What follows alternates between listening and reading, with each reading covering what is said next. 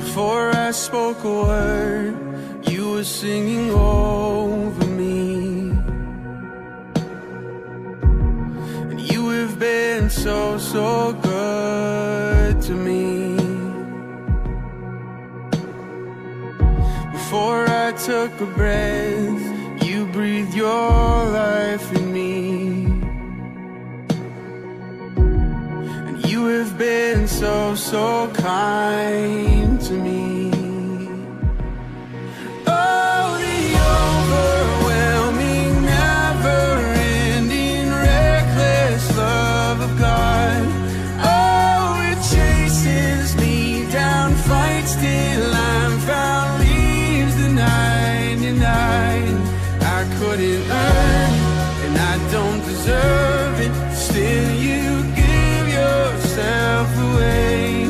Oh, the overwhelming, never-ending, reckless love of God. When I was your foe, still your love fought for me. And you have been so, so good to me. When I felt no worth, you paid it all for me. And you have been so, so kind to me. And oh, the overwhelming, never-ending, reckless love of God. Oh, it chases me down, fights till I'm found, leaves the 99. And I couldn't earn it, and I don't deserve it. Still you give yourself away. Oh, the overwhelming, never-ending, reckless love of God.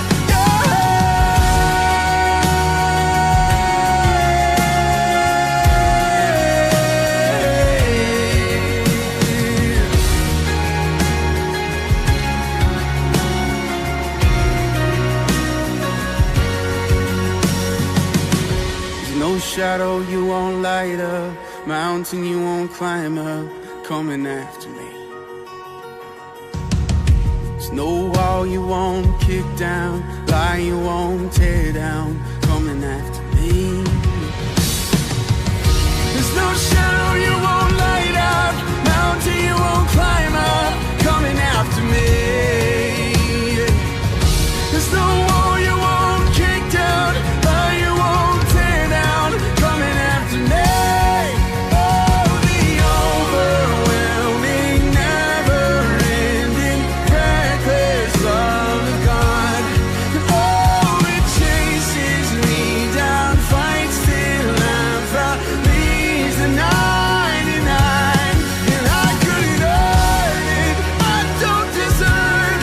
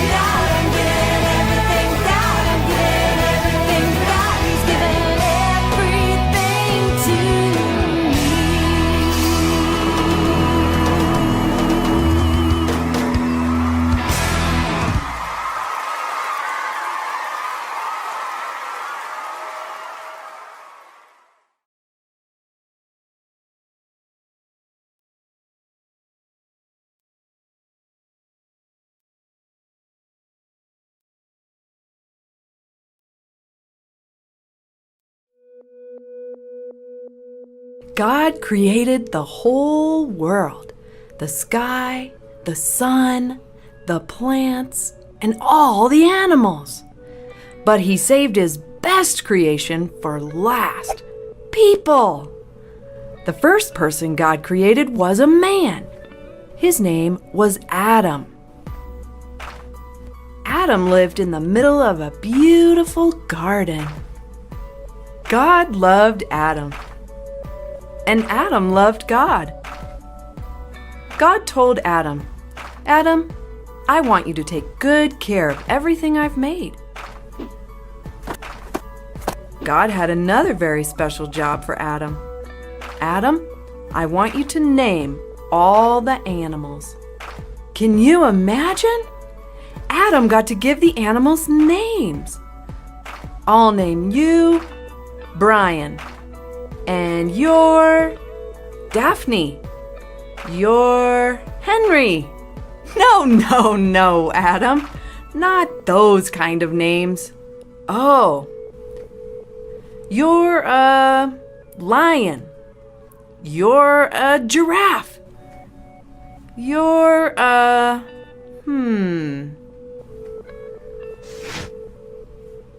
an anteater." Adam loved living in the beautiful garden, naming the animals and taking care of all the things God had made. But the thing Adam loved the most was being friends with God. "God, you're my friend. Adam, you're my friend too." Adam was the first person God made. Adam was the only person on the whole earth. But he wanted a family. So he looked around at all the animals and wondered, could they be my family? It was clear Adam wasn't like the elephants.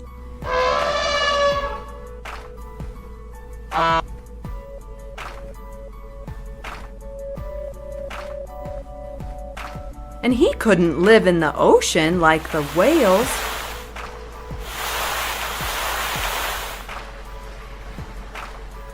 And, thankfully, he didn't smell like the pigs.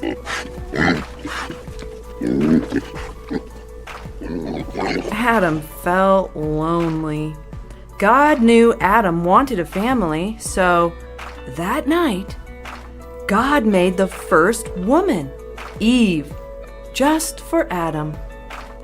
God made a family for Adam.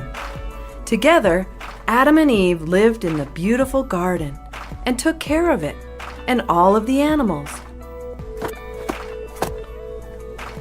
God, you're our friend. Adam and Eve, you're my friends too.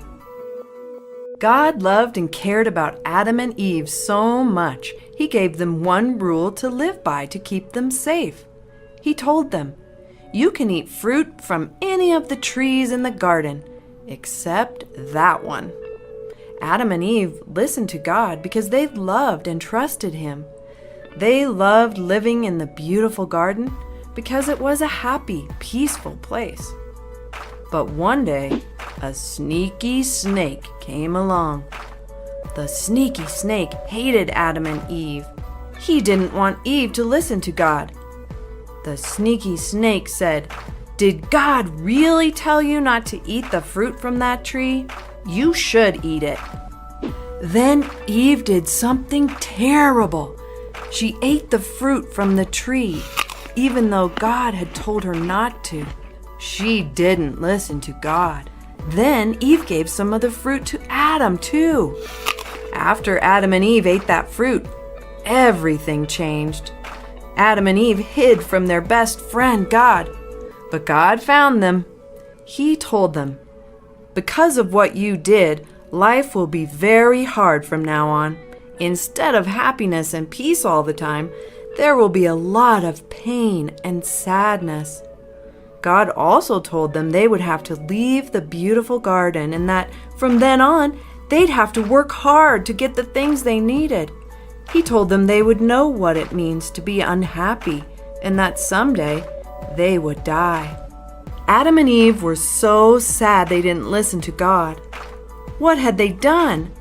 They wondered if God still loved them and if God still wanted to be their friend. "Are you still our friend, God?"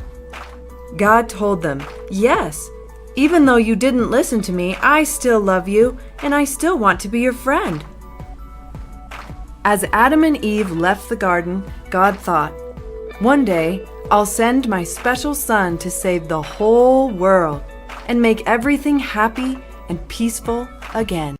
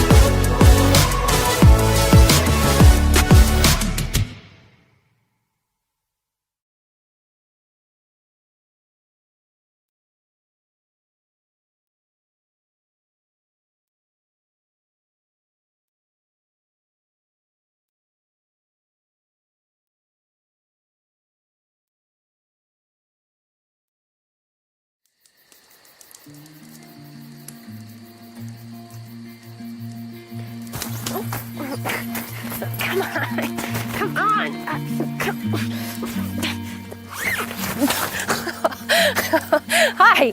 Whoa, I was really stuck in there for a while. The zipper got jammed. But I'm so glad you're here again, because we've been looking at that incredible story of Joseph from the Bible. Remember we were talking about him? Well, kind of like me in the tent, Joseph was really stuck too. Let me tell you more of this campfire story. Maybe you remember, Joseph was one of 12 sons, and he was his father's favorite. His father, Jacob, gave him a special, colorful coat. Joseph loved this coat. He walked around in it, but his brothers were so jealous of him. He made things even worse by telling his brothers all about how God gave him some strange dreams. I dreamed we were out in the field, tying up bundles of grain, when all of a sudden, my bundle stood up in the middle, and all your bundles gathered around it and bowed down. I was a bundle of grain, and all of you guys were bundles of grain too. But all of your bundles were bowing down to my bundle. That was a strange dream, and it made Joseph look even more like a show-off. No one said a word. It looked like God was going to make Joseph a great leader someday, but that really didn't help how his brothers felt about Joseph. They already hated him because he was such a bragger. They for sure didn't want to bow down to him, no way. Then, one day, his brothers decided they wanted to kill him, their own brother. First, they ripped off his colorful coat. And then they threw Joseph down into a deep pit. Then they sold Joseph to be a slave in Egypt. Joseph's brothers tore up his coat and they told their father that an animal had eaten their brother. But Joseph actually became a slave in Egypt to a man named Potiphar. But God was with Joseph because Potiphar was really wealthy and important. Things went great there. He got to wear rich clothing. He got to live in a great house and eat rich food. See, Joseph was put in charge of everything that happened at Potiphar's house. But then Potiphar's wife said Joseph did something he totally didn't even do. Remember, he had to run out of his shirt to get away from her? Then she lied, and Joseph was thrown in prison. Even in prison, God made the guards like Joseph so much they put him in charge of taking care of all the other prisoners. God had a plan to make Joseph a leader wherever he was. So even in the worst situations, Joseph got put in charge of things. Well, one day, as Joseph was sitting around in prison, the doors swung open and 2 men were thrown into prison. But these 2 weren't your normal prisoners. They were dressed in nice clothes and they were so scared they were shaking from head to toe. They didn't belong there. Joseph asked, "Who are you 2?" The men said, "We work for Pharaoh, the king of Egypt, in his palace." But now, they were in prison. Now, if anyone knew how life could change like that, from up to down in a minute, it was Joseph. So he listened as the 2 men told him what had happened to them. One was a cupbearer, which meant that he served Pharaoh his drinks.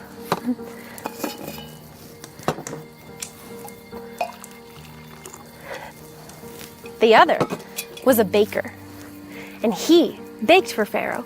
He baked things like bread or cookies. The 2 men had worked for Pharaoh for a long time, but one day, Pharaoh was super grumpy.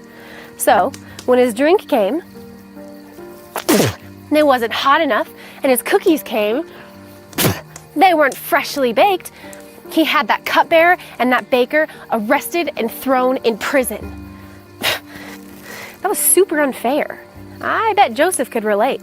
He was thrown in prison for something he didn't even do. Talk about unfair. Well, the next morning, the cupbearer and the baker, they woke up from having some strange dreams there in prison. The dreams were super weird. They had no idea what they meant. But Joseph, he told them that God gave him strange dreams sometimes too, and that God helped him figure out what they might mean. So, the baker and cupbearer told Joseph their dreams. I dreamed about 3 bunches of grapes that got their juice squeezed into a glass of wine. Joseph told him that meant that in 3 days, he'd get his job back as cupbearer for the Pharaoh. And then when the baker heard that, he was super excited to tell Joseph his dream too and find out what it meant. I dreamed that I had a big basket of bread on my head, and then a bird came down and started eating it. Uh-oh. Joseph frowned. That was not a good dream, he told the baker. It meant that he would not get his job back, Instead, he'd be killed. The baker was upset, but the cupbearer was excited. So, there in prison, Joseph asked the cupbearer for a favor. He said, "Hey, so when you get your job back in 3 days, will you put in a good word for me with Pharaoh so maybe I can get out of prison?" But 3 days later, when the cupbearer's dream came true and he was let out of prison and he returned to the palace and got his job back, he was too excited to be alive and to go back to work for Pharaoh. He completely forgot about Joseph. He didn't say a word to Pharaoh about Joseph or his dream or anything.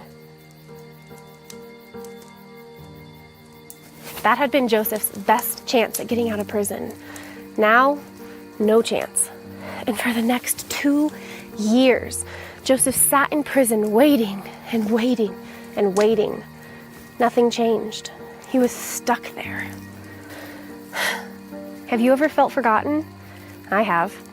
One time my friend told me about their birthday party, but never actually invited me. It hurt so bad. But whenever something like that happens, we can have faith that God is still there, watching over us with a good plan. Joseph had that faith, even stuck in prison. Then, one night, Pharaoh himself had a really strange dream. Nobody could figure it out. But just then, the cupbearer remembered Joseph. He told Pharaoh about Joseph and how he could tell people what their dreams meant. So Pharaoh sent some guards to get Joseph out of prison. Joseph was so excited. He had waited for years to get out of prison. This was his chance. He knew that. But Joseph knew something else even more important. Joseph knew that God was the one who was with him, making him successful even in bad situations. Pharaoh told Joseph his dream. I dreamed of 7 fat bundles of grain and 7 skinny bundles of grain. Then I saw the 7 skinny bundles eat up the 7 fat ones. Then I dreamed about 7 fat cows and 7 skinny cows. I saw the 7 skinny cows eat up the 7 fat cows. Weird dreams, huh? Well, they weren't that weird to Joseph. As soon as Joseph heard the dreams, God helped him understand exactly what they meant, and he explained them to Pharaoh. Pharaoh, the 7 fat cows and 7 fat bundles of grain mean that we will have 7 good years where everyone will have plenty of food. But the 7 skinny bundles and 7 skinny cows mean that we will have 7 bad years of famine, and all the food will be gone. No one will have enough to eat. Pharaoh gasped. A famine? But Joseph didn't stop there. He told Pharaoh something else. Joseph gave Pharaoh his idea for a solution to the problem. Joseph told Pharaoh to save up grain and food during the 7 good years so they would have plenty of food for everyone during the 7 bad years. It was an amazing idea. Pharaoh loved the idea. So, Pharaoh put Joseph in charge of saving up the grain of the food. Joseph was second in command in all of Egypt. The only person with more power was Pharaoh himself. Joseph went from prisoner to prince, just like that. Joseph's dreams had come true again in a big way. Because, do you know how people act in front of princes? They bow down to them. Just like Joseph had dreamed about the bundles of grain all bowing down to his bundle, people would be bowing down to him. He would be a leader, and he would lead Egypt through this famine. You know, we can have faith too. We can believe that God is good and he cares for us and he has a good plan. Just like Joseph, sometimes we'll see the good stuff happening and we'll know that our faith is real. The Bible says that faith is being sure of what we hope for and certain of what we do not see. Well, we're going to find out next week what happens to Joseph in the famine and if his dreams really do come true. Thanks for camping out with me. I'll see you next time for another campfire story.